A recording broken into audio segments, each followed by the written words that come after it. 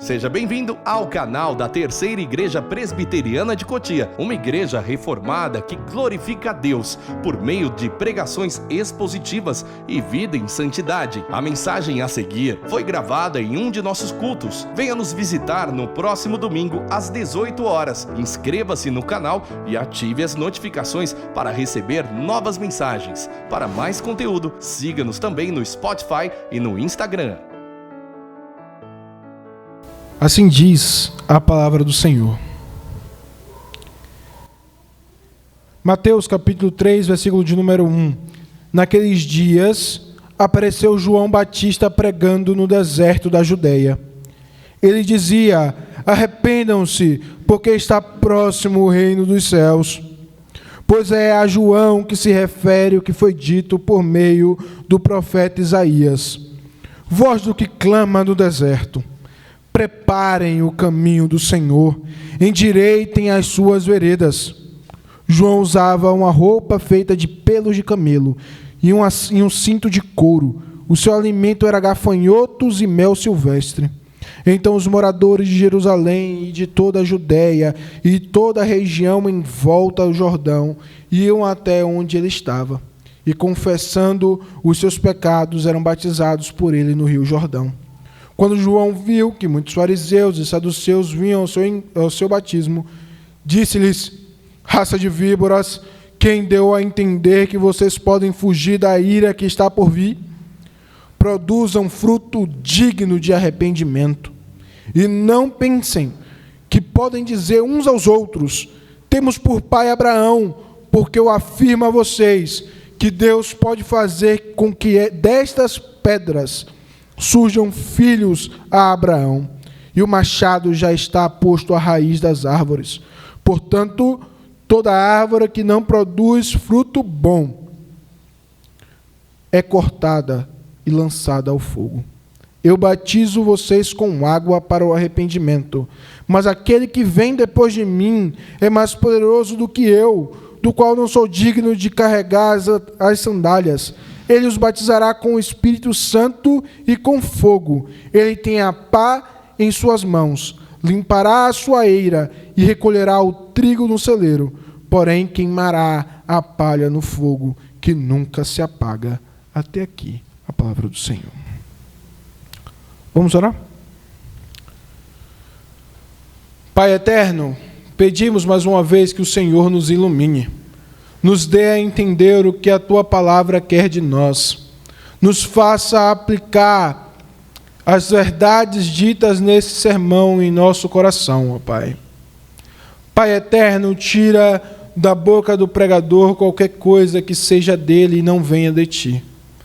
Faz de mim, Senhor, boca e voz da verdade, voz de Ti, ó Pai. Que eu não leve meus irmãos ao engano, e que eles verifiquem na palavra tudo o que eu vá dizer. Em nome de Jesus Cristo. Amém. Meus queridos, um dos filmes mais famosos do cinema brasileiro, certamente, é Tropa de Elite. Certamente é um dos filmes mais famosos. Ele trata de muitos temas, muitas das realidades que o Rio de Janeiro vivia há algum tempo e continua vivendo. Ele trata sobre a violência policial, sobre o tráfico, sobre muitas coisas. Mas poucas pessoas se lembram que o enredo do filme, principalmente nas primeiras operações, tem a ver com a limpada dos morros para a chegada do Papa. O Papa Bento XVI, se eu não me engano, veio visitar o Brasil e ele queria passar muito perto do morro e também queria ficar muito perto do morro. E no morro havia traficantes, violência.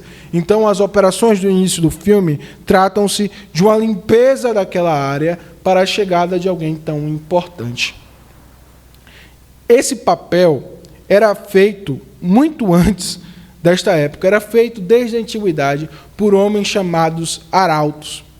O arauto era aquele que portava a mensagem de um rei, de um imperador, de um senhor feudal, de alguém muito importante. E ele levava essa mensagem e ele tinha muito respeito das pessoas que o recebiam. Mas, quando um rei ia para algum lugar, o arauto deveria ir à frente do seu senhor, anunciar para àquelas pessoas daquela cidade que o rei viria, para que fosse arrumada a cidade, para que a estrada fosse ajeitada para a passagem do rei. Talvez eles precisassem fazer reformas na estrada, reformas na cidade, e, por fim, para que no dia que o rei estivesse chegando, toda a cidade estivesse diante da porta da cidade, toda a população diante da porta da cidade, para recebê-lo em festa. E o texto que nós lemos trata-se justamente de um arauto. Deus não permitiu que o seu filho, o Rei dos Reis, chegasse na terra sem lhe enviar antes um arauto, alguém que lhe prepararia o caminho. À semelhança de João, continuamos sendo arautos deste reino que já chegou.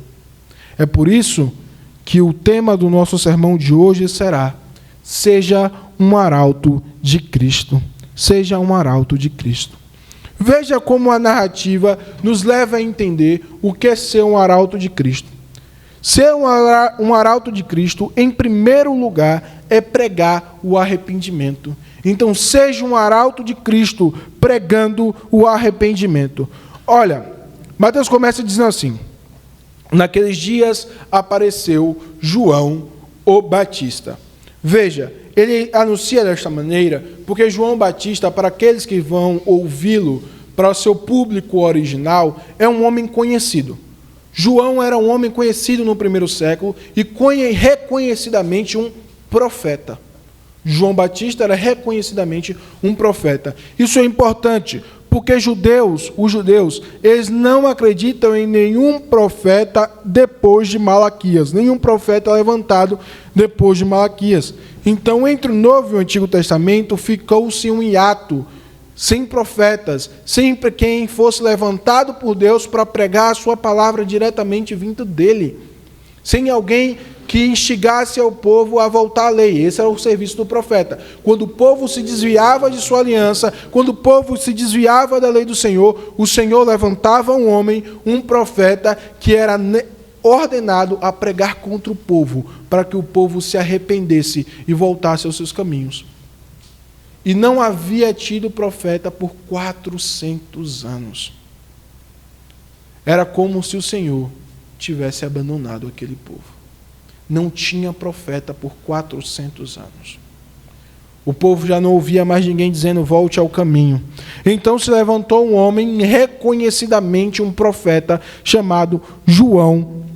E esse João, ele fazia algo muito interessante, e vamos entender o porquê ele faz isso mais à frente, que é, ele batizava. O batismo não é um sacramento, na verdade, um rito muito conhecido no Antigo Testamento, mas há muita referência à lei mosaica no ato de João batizar. E Mateus segue descrevendo esse João. Ele era o batista, ou seja, ele era o que batizava. Ele vivia no deserto da Judeia e ele pregava. Ele lhe dizia: arrependam-se, porque está próximo o reino dos céus. Ele estava cumprindo a sua ordenança. Ele deveria preparar o caminho do Messias. E como é que ele prepararia o caminho do Messias? Pregando o evangelho da verdade, pregando o arrependimento. E este arrependimento era primeiramente movido pela iminência do reino. Pela iminência do reino. Porque o rei estava chegando, porque o Rei dos Reis estava chegando, João deveria dizer: arrumem-se, santifiquem-se, arrependam-se, voltem atrás do seu pecado. É como Josué dizendo aos líderes do povo, quando eles iam passar o Jordão: se santifiquem, porque amanhã o Senhor fará grandes coisas no meio de vocês. João estava fazendo esse mesmo trabalho. Estava dizendo: arrependam-se, arrependam-se, porque o reino dos céus, o reino que vem de Deus, está próximo, está chegando, já está iminente, já está aqui. Meus queridos, essa é a mensagem que nós devemos passar, e isso deve estar em nosso coração. A verdade é que, diferente de João, não pregamos um reino que está por vir, pregamos um reino que já chegou. E nós devemos dizer: arrependa-se, porque o reino de Jesus Cristo já chegou. Nós deveríamos, todos os nossos dias, nos arrepender dos nossos pecados, porque pecamos dentro do reino de Cristo. O Rei está diante de nós. O Rei está diante de nós e nós continuamos pecando. Nós deveríamos nos arrepender do nosso pecado, mas não apenas isso, nós deveríamos anunciar aos outros que eles têm de se arrepender do seu pecado, porque Cristo já impôs o seu reino, porque Cristo já veio e levantou este reino eterno. Mas essa mensagem do arrependimento, que era movida pela iminência do reino, tinha um centro, tinha uma lógica, tinha uma natureza verdadeira. João não estava pregando qualquer tipo de arrependimento. João não estava pregando uma tristeza momentânea, uma mudança de ação momentânea. Ele não estava pregando algo que é parcial. Arrependam-se. É uma palavra que nós, na verdade, no grego é metanoia. Literalmente significa mudança completa da mente. João está muito pouco interessado, meus queridos, com a ação simplesmente dita, mas ele está mais interessado com o que há dentro de nós e como nós vivemos nossa vida aqui dentro. Veja, eu já falei algumas vezes sobre isso. Qualquer coisa que façamos para fora, podemos fazer de maneira hipócrita. Podemos fazer como quem atua, apenas mimetizando comportamentos. Mas Deus não está preocupado com a sua mimetização de comportamento. Ele está preocupado com o que está dentro do seu coração. Parece que eu estou esvaziando o que nós fazemos na carne, né? Mas não é isso. É porque o que está dentro do seu coração define quem você é. Uma pessoa com coração podre pode parecer uma pessoa boa, pode parecer uma pessoa santa, mas uma pessoa com coração santo não conseguiria de maneira nenhuma parecer um ímpio. Percebe que o problema é no coração. Estamos acostumados, não por conta dos médicos, mas por conta de nós mesmos, que nos medicamos dia a dia com uma medicina que resolve não a enfermidade, mas as suas consequências. Então eu posso ter uma enfermidade gravíssima que me dá dor de cabeça. Em vez de ir ao médico procurar um tratamento para essa enfermidade, eu tomo um dipirona ou um Dorflex e eu acho que isso é o suficiente, porque se parou de doer, parou o problema. Se eu parei de adulterar, acabou o problema. Se eu parei de roubar, acabou o problema. Se eu parei de gritar ou de ser violento, acabou o problema. Quando, na verdade, deveríamos buscar resolver o verdadeiro problema que há em nós, no nosso coração. Porque se no meu coração eu não for iracundo, eu nunca irei estar brigando com os meus irmãos.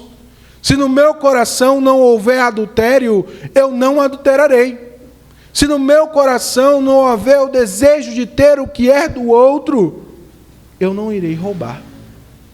Percebe? João está preocupado com o que está dentro do coração. Metanoia, mude a sua mente, porque está próximo o reino dos céus. Mude o seu coração, mude os seus desejos, mude quem você é, porque está próximo o reino dos céus. Santifiquem-se, porque amanhã o Senhor fará grandes coisas no vosso meio. É a mesma mensagem, talvez com 1000 anos de diferença, mas é a mesma mensagem. Santifique-se, mude, porque está próximo o reino dos céus. É a mesma mensagem que devemos pregar hoje. É um arrependimento verdadeiro. Não deveríamos pregar legalismo, mudança de comportamento apenas. Não deveríamos dizer, está tudo bem você desejar isso, se você não fizer. Esse não é o evangelho da verdade. O evangelho da verdade é: busque o Senhor para que Ele mude quem você é. Mude o seu pecado. Aparte de ti este pecado. Mas, meus queridos, Ele não faz sua pregação de maneira leviana, Ele não se apresenta de maneira leviana, Ele se apresenta conforme as Escrituras. Eu posso tentar pregar o arrependimento de muitas formas.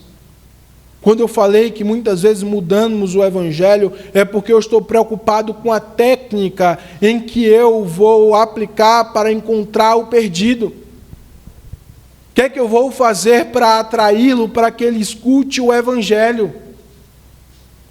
Porque no final eu mudo a palavra, eu mudo tudo, porque eu acho que basta que eu convença a dizer: Jesus Cristo é o seu Senhor, e essa pessoa está salva. Porque eu não estou preocupado no que realmente está no coração. Eu não estou preocupado com o que Paulo fala, no coração é que se crer para a justiça. Então qualquer técnica é válida. Para atrair pessoas para a igreja, qualquer coisa é válida.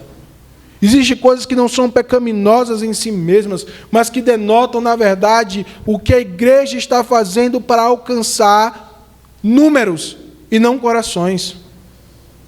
Quando uma igreja pinta a sua parede de preto, o que é a cor preta? Tem algum pecado nisso? O pecado está dentro do coração. Por que o faz? Eu quero muita gente aqui. Se tiver muita gente aqui, aí sim o nosso trabalho está feito. E eu boto fumaça no meu púlpito, e eu coloco uma parede toda preta, e eu coloco o melhor climatizador, e eu digo a mim mesmo, como alguns já disseram, eu não me importo que ele lembre o que eu falei na pregação, eu me importo que ele se lembre com o que ele sentiu no momento, porque eu quero pessoas nessas cadeiras. Eu quero pessoas nessas cadeiras. Eu não estou preocupado com o coração. Veja como João vai completamente contrário a isso. Mateus diz assim: João é aquele que foi dito, profetizado pelo profeta Isaías. Voz do que clama no deserto, preparem o caminho do Senhor, endireitai as suas veredas. Meus queridos, vocês vão de concordar comigo que se eu for pregar no deserto, a chance das pessoas me escutarem é muito pouca. Mas se eu for pregar no meio de uma cidade, elas podem não dar ouvidos ao que eu falo, mas elas vão escutar, correto? Essa é a verdade. Mas por que João, o arauto do rei, está pregando no deserto? Foi uma decisão própria dele fazer isso? Não vou ao deserto, porque eu sou um cara excêntrico, e lá pregarei o evangelho para as paredes, para as pedras, e do nada muitas pessoas apareceram para escutá-lo. É isso? De forma nenhuma. O que Mateus mostra como uma profecia, tanto é que ele coloca o título deste homem, voz do que clama no deserto. Em Isaías é uma ordem. Em Isaías aparece este personagem, a voz que clama. Isaías dá uma ordem a ele, voz que clama, no deserto, prepare o caminho do Senhor. Há uma mudança pequena em como Mateus escreve e como Isaías escreve, mas que denota uma realidade tremenda. João obedeceu o profeta. Ele foi ao deserto. Se me dissessem, Judá, vá pregar no deserto, eu diria, isso é a pior estratégia possível. Isso é a coisa mais tola que eu já ouvi em toda a minha vida. Vá pregar no deserto. Mas João foi, porque o profeta havia o mandado, voz que clama no deserto, prepare o caminho do Senhor. E ele foi. E lá pregou o arrependimento, conforme o profeta dizia. E João se vestia e comia coisas estranhas, se vestia de maneira estranha, E muitos dizem, ele fazia isso para que ninguém prestasse atenção nele, mas sim na palavra. Mais uma vez, é um problema interpretativo muito grande. Porque o que chama mais atenção, uma pessoa que se veste comumente, como qualquer outra, que come o que todo mundo come, ou uma pessoa que se veste diferente e come comida diferente? É óbvio que João chamava muita atenção pela forma como ele vivia. Mas ele não chamava muita atenção para o bem, não. Ele não se vestia de maneira que as pessoas olhassem para ele e falassem, esse é o top da moda. A nova moda no momento é João Batista.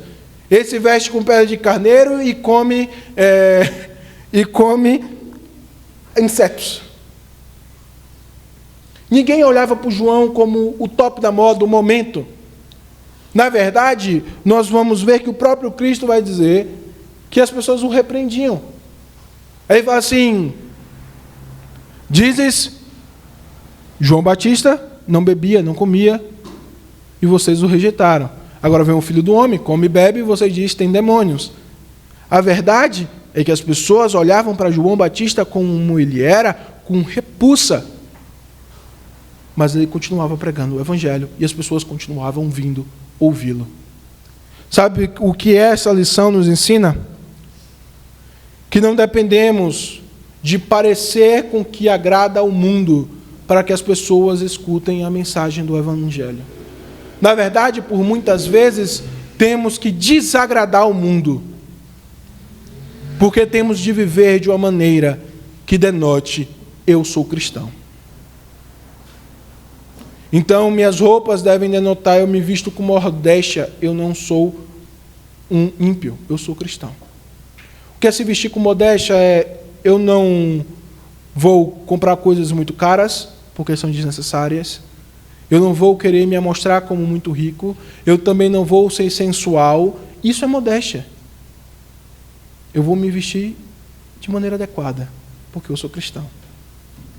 Eu vou falar de maneira adequada, porque eu sou cristão. Eu vou ter uma prática de vida diferente das outras pessoas, porque eu sou cristão. Isso é testemunho. E o testemunho é acompanhado da mensagem. Não adianta acharmos que podemos vender o nosso testemunho, parecermos com o mundo, e eles escutarão a mensagem do arrependimento. De forma nenhuma, porque eu digo, arrependa-se, mude a sua mente, mude a forma como você vive, enquanto eu tento parecer com você. Tem lógica essa mensagem? Alguém vai aderir a essa mensagem? Ele vai dizer, você se parece comigo. Você faz as mesmas coisas que eu faço. Você vai nos mesmos lugares que eu vou. Que arrependimento é esse que você tanto prega? Que conversão é essa que você tanto prega? Prega a mensagem conforme as Escrituras, vivendo conforme a palavra de Deus, sendo diferente do mundo, sim. Não somos iguais a eles. Não somos iguais aos filhos do mundo. Essa é a realidade. Precisamos viver dessa maneira para que eles conheçam o que Jesus Cristo pode fazer em suas vidas. Gostando ou não gostando, assim é a vida de um crente. Em segundo lugar, seja um arauto de Cristo, confrontando a falsa religião. Agora a gente começa a avançar no conhecimento de quem era este homem João e o contexto geral em que Cristo viveu. Mateus continua. Então os moradores de Jerusalém, de toda a Judéia, de toda a região em volta do Jordão, iam até onde ele estava. Apesar de pregar no deserto, apesar de se vestir de maneira estranha, apesar de comer inseto, apesar de pregar, arrependam-se, mudem de vida. Muitas pessoas vinham até ele. Muitas pessoas vinham até ele. E diante dele confessavam os seus pecados e eram batizadas por ele no Rio Jordão. Meus queridos, é importante entender quem é esse João. João é um primo de Cristo, um primo tanto distante em termos de linha genética. Ele é um primo de Cristo e ele é um levita.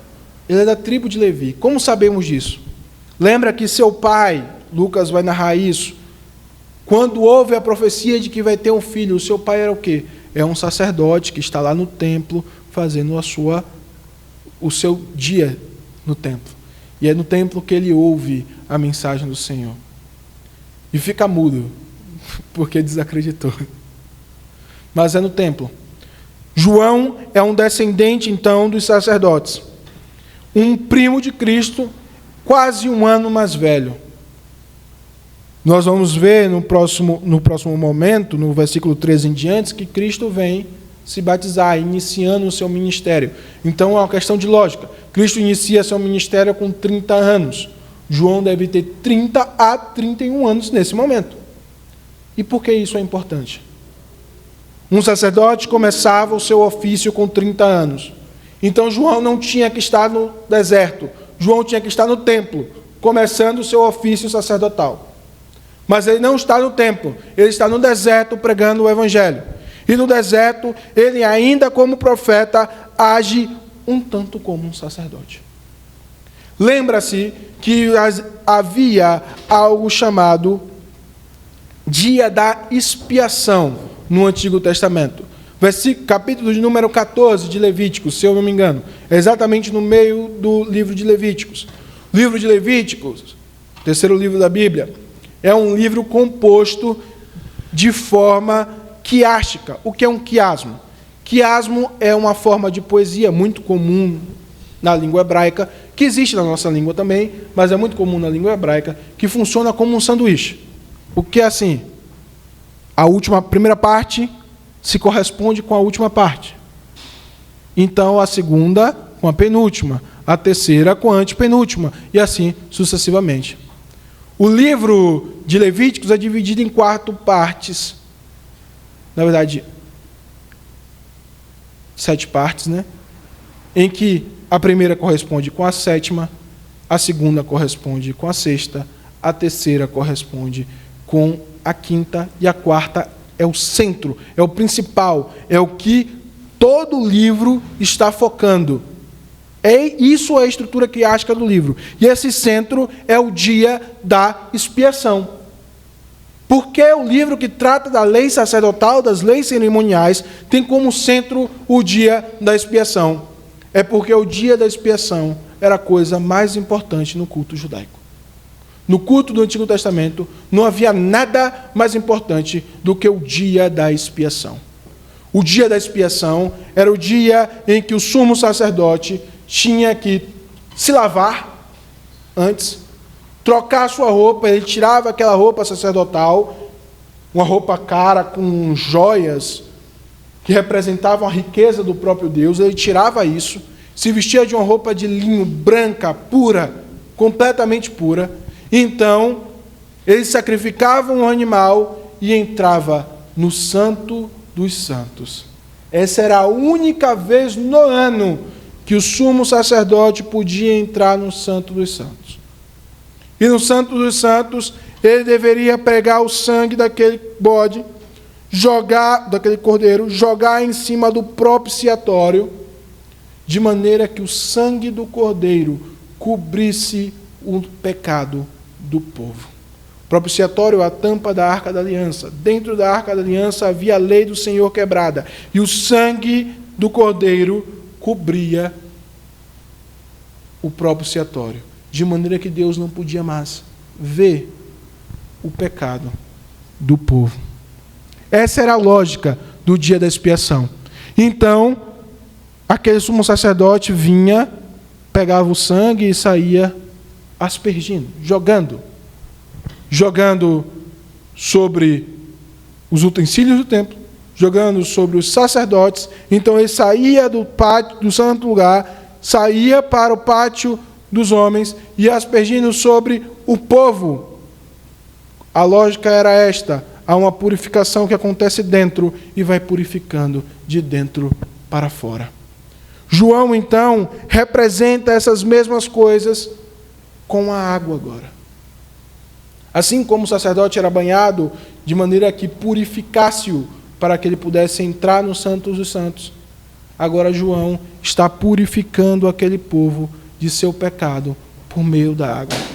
Percebe que João é estrategicamente escolhido para isso, porque ele é um levita.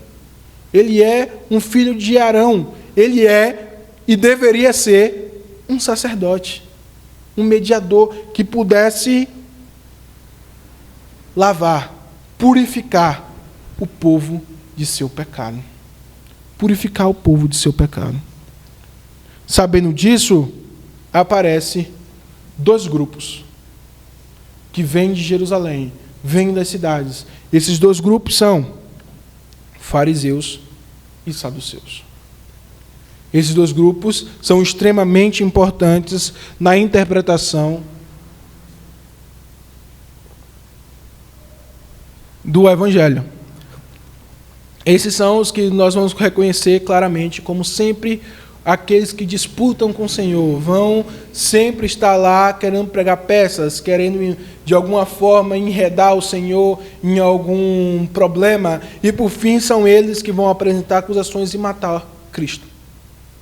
Saduceus era um grupo presente por entre a família, vamos assim dizer, de João.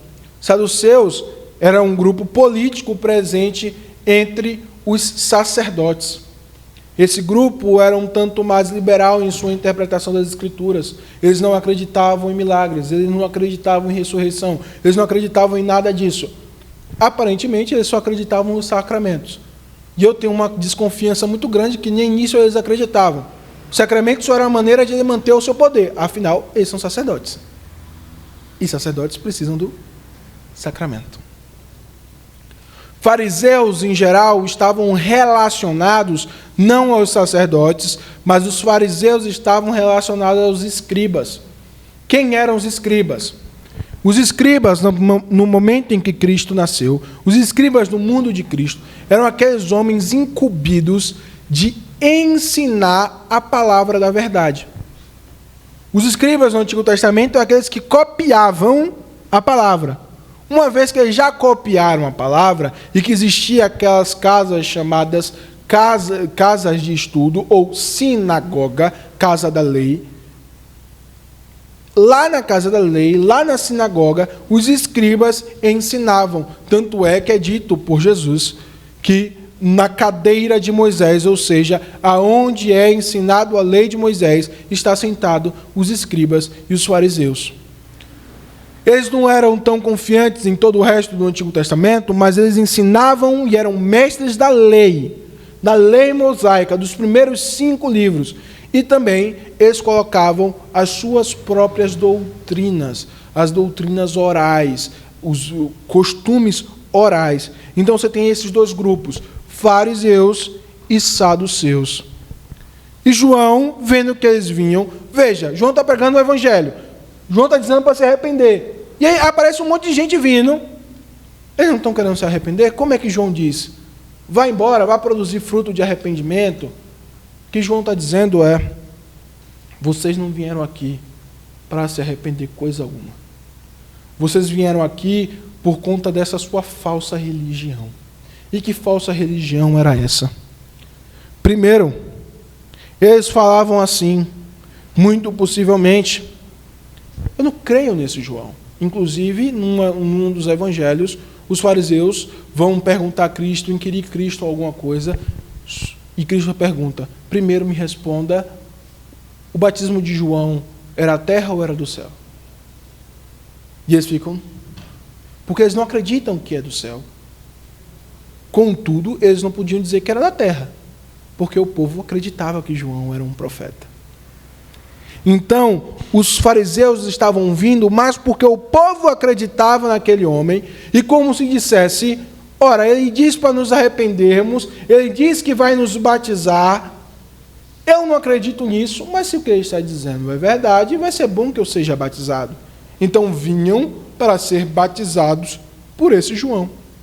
Talvez atrás de algum status, ou talvez atrás de não perder os status que eles têm, os fariseus e os saduceus vinham até João. como uma crença de que simplesmente aquilo que João está fazendo como um ritual, ainda que eles não acreditem, tem algum efeito bom. Meus queridos, muitos têm tratado assim partes elementares do culto, de maneira que, ainda que eu não acredite no que está acontecendo, aquilo ainda surge efeito sobre alguém. Posso falar claramente da Igreja Católica, que prega e sempre pregou que o poder do ato está sobre quem o opera, de maneira que, se um padre operar o batismo em uma pessoa, ela já não morre, como eles falam, pagã. Ela já é uma cristã, ainda que não crê em Cristo.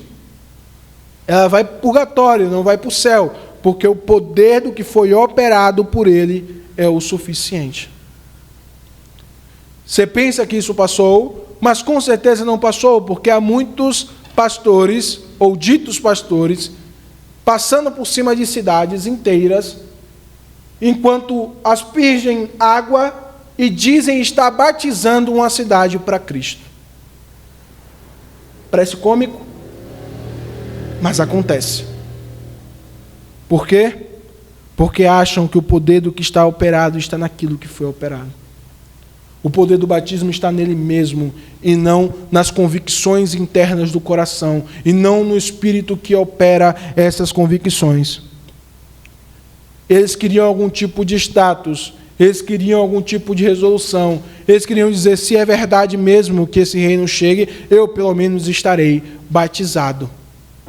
João fala para eles: não, vocês não vão fazer isso. Não adianta vir fugir da ira futura desta maneira. Não adianta vir tentar escapar da condenação dessa maneira, achando que apenas eu jogar vocês na água será o suficiente. Eu batizar vocês será o suficiente. No máximo será um banho. Não será suficiente. Vocês precisam produzir fruto de arrependimento. Assim é o Evangelho do Reino. A fé é suficientemente capaz de nos salvar.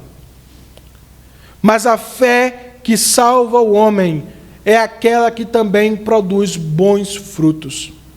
Uma pessoa que declara que Cristo é o seu Salvador, mas não tem nenhuma mudança em seu comportamento, é porque a declaração dela é falsa. Veio da boca e não do coração. No seu coração ele nunca creu para a justiça. Ele nunca teve Cristo nele. Ele nunca admitiu de fato os seus pecados. Ele nunca realmente foi batizado. Pode ter passado pelo sacramento, mas nunca foi lavado de seus pecados. De maneira alguma. De maneira alguma. É necessário produzir frutos de arrependimento. É assim que nós tratamos uma pessoa que foi afastada da comunhão. Uma pessoa pode ser afastada da comunhão por diversos motivos. E para que ela se retorne deste afastamento, dessa disciplina eclesiástica, é necessário que se veja nela frutos de arrependimento. Frutos de arrependimento. É necessário confrontar a falsa religião. A religião que é baseada nesses ritos. A religião que é baseada nessa acomodação cultural. É necessário fugir dessas coisas. Olha o que João diz.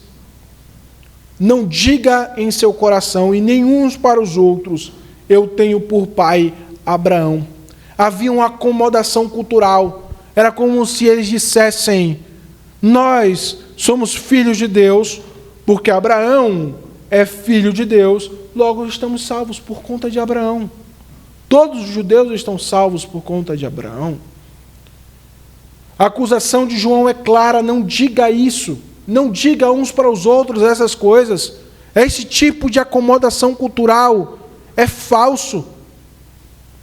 Aqui no Brasil, o Brasil se declarou por muito tempo um país cristão.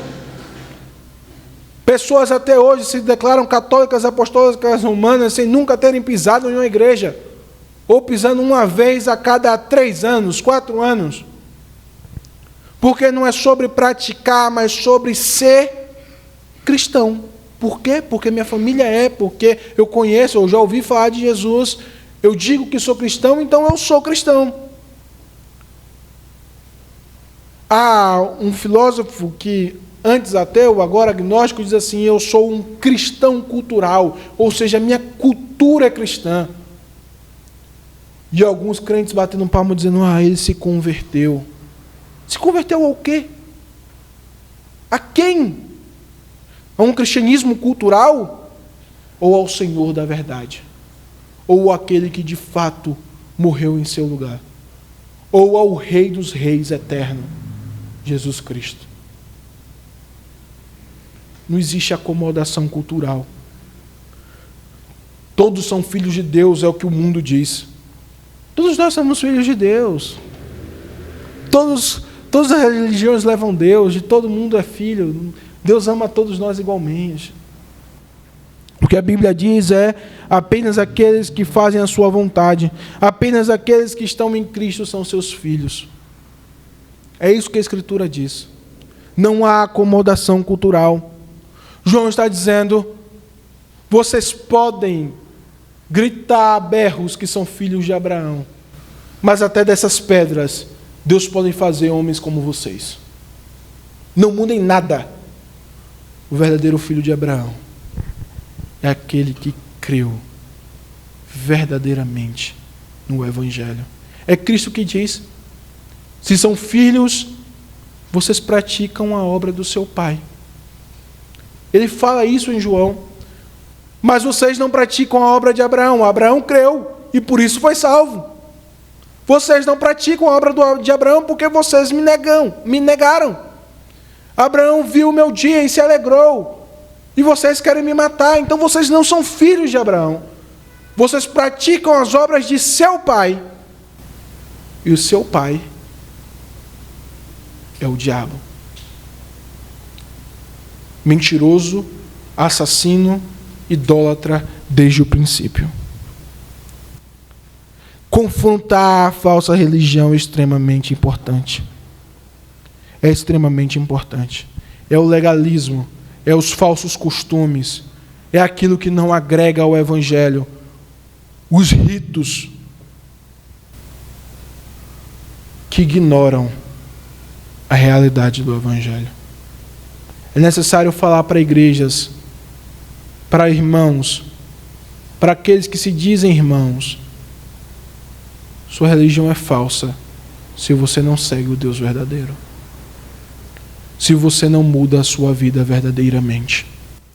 Se você não abandona o legalismo e vive e anuncia o Evangelho da verdade. Se você não nega o Deus da idolatria e dos ritos e abraça o Deus que é Cristo Jesus, o nosso Senhor. Se você não abandona os seus vícios e começa a praticar a verdade de Cristo. Essa sua religião é falsa.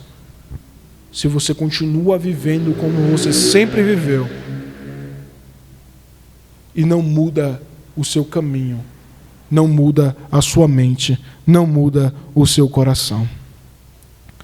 Em terceiro lugar, meus queridos, seja um arauto do reino, anunciando a vinda do rei. Veja, versículos de 11 a 12. Eu batizo vocês com água para arrependimento, mas aquele que vem depois de mim é mais poderoso do que eu, do qual não sou digno de carregar as sandálias. Ele os batizará com o Espírito Santo e com fogo. Ele tem a pá em sua mão, limpará a sua eira e recolherá o seu trigo no celeiro. Porém, queimará a palha num fogo que nunca se apaga. Cristo veio, aquele que era mais poderoso do que João veio e batizou a sua igreja com o Espírito. É necessário que nós preguemos este Evangelho. Cristo nos deu o Deus da vida, o Deus Criador, o Deus Todo-Poderoso. Ele derramou este Deus em nosso coração. E lá este Deus habita até o dia de Cristo. Lá esse Deus transforma a nossa vida. Lá este Deus é o selo de uma aliança que se concluirá quando Cristo regressar. Esse é o Deus Espírito Santo que foi derramado por Cristo. Só Cristo poderia fazer. Nenhum profeta poderia fazer. Só Cristo poderia derramar, batizar-nos com o Espírito Santo. Batizar-nos com o Espírito Santo. Não há ninguém que possa fazer isso. Somente Cristo Jesus, o nosso Senhor. Derramou sobre nós o Espírito da vida. Derramou sobre nós aquele que é o selo da salvação. Quem não foi encontrado com Ele, não será salvo. Quem não tiver Ele em si, não será salvo. Derramou o Espírito que nos dá poder para pregar este Evangelho, conforme Atos dos Apóstolos, capítulo de número 1. Vocês receberão poder, porque descerá sobre vós o Espírito Santo. Derramou sobre nós aquele que dia após dia vem nos convencendo do nosso pecado, porque é o Espírito Santo quem nos convence do pecado. Derramou sobre nós o Deus de toda consolação, o Consolador que vem nos consolando de todas as nossas aflições até o dia de Cristo. Derramou sobre nós aquele que guia a igreja, o Espírito Santo. Esse é o Cristo que temos pregado. Pregado por os homens, arrependam-se dos seus pecados e conheçam a Cristo, nosso Salvador, que dá a nós o Espírito de vida. Mas não somente isso, é necessário anunciar que este Cristo que veio e derramou sobre nós e batizou a nós com o Espírito Santo, é o mesmo que virá e batizará todos os impenitentes com fogo consumidor. Fogo aqui não pode ser outra coisa senão juízo. Isso é claro, porque no versículo de número 10, fogo é juízo. Veja, portanto, toda árvore que não produz bom fruto é cortada e lançada ao fogo. No versículo 11, no versículo 12, é juízo. Ele tem a pá em suas mãos, limpará a sua eira e recolherá o seu trigo no celeiro. Porém, queimará a palha num fogo que nunca se apaga. Se o Espírito Santo é aquele que marca o seu trigo, que será recolhido e colocado no celeiro, o fogo é o que espera a palha, que será queimada em fogo eterno. Esse é o poder de Cristo. O Evangelho não pode ser destituído desta verdade, como muitos o querem fazer. Um Cristo que é todo amor, mas nunca será justiça. Um Deus que não é fogo consumidor. Esse é o falso Evangelho. Não é o Evangelho do reino. O Evangelho do reino é do Deus que é fogo consumidor e virá julgar os ímpios impenitentes por seus pecados. E lá eles ficarão para a eternidade. O homem que vai para o inferno não pode ir para o inferno sem saber disso. Não temos o direito de esconder a realidade do reino deles. Não temos o direito de falar o que Cristo não falou, que os profetas não falaram. Não temos o direito, na verdade, de não falar o que Cristo nos revelou. Sejamos arautos. Sejamos arautos dele, anunciando as suas palavras. Arrependam-se, porque está próximo o reino dos céus. Abandonem a idolatria, abandonem a falsa religião, porque o Senhor Deus, o Rei dos Reis, virá e ele queimará a palha num fogo que nunca se apaga. Ele queimará a palha num fogo que nunca se apaga. É o anúncio do Evangelho. Concluindo, meus queridos. Como falado, o arauto era um homem muito respeitado. Ele era muito respeitado.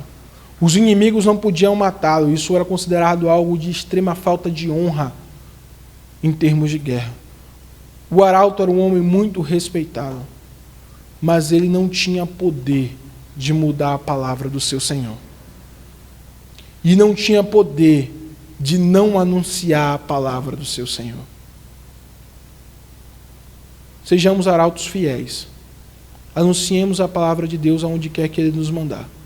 Aonde quer que estivermos. Seja nas nossas casas, seja no meio da nossa família que é ímpia, seja no meio dos nossos parentes, seja nas nossas escolas, seja nas nossas faculdades, seja no nosso trabalho, seja na nossa vizinhança. Anunciemos esse evangelho, arrependimento e salvação, para todos ouvirem, porque o reino do Senhor chegou e o nosso rei logo voltará.